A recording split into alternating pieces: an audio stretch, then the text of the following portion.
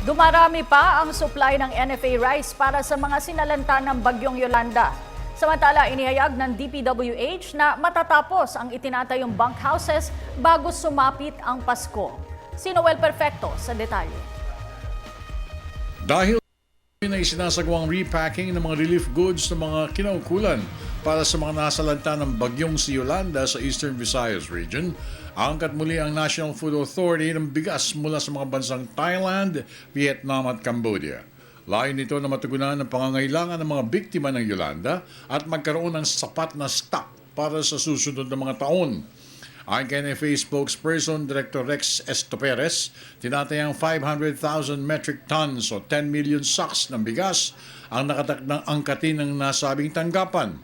Patuloy ang ating relief operations, patuloy ang repacking dito with supply DSWD, patuloy rin yung ating relief operations sa Region 8. That's why yung ating we have decided na mag-import ng 500,000 metric tons at yun po ay Vietnam ang magsusupply. Mga 120 to 250 metric tons, 1,000 metric tons ang deliver ngayong December at by next year, yung early next year na yung balanse. Yan ay precautionary stocks natin. Kasi patuloy ang ating relief operations. Ngayon malaki ring bagdan yun ang nababawas sa inventaryo natin. Sa pagtatapos ng taon, ayon kay Estoperes, inaasahang 5 milyong sako ng bigas o kalahati nito ang darating sa bansa upang suportahan ang programa ng DSWD. Depende ho yun sa pangailangan ng ating pamahalaan, no? Especially yung DSWD. At sa NDRRMC naman, sinasabi naman na until when. No?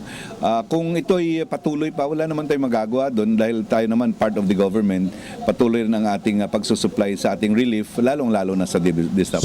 Samantala, tiniyak naman ng DPWH na makukumpleto na ng kagawaran ng 154 na mga units na matitirhan ng mga pamilya na apektuhan ng bagsik ni Yolanda.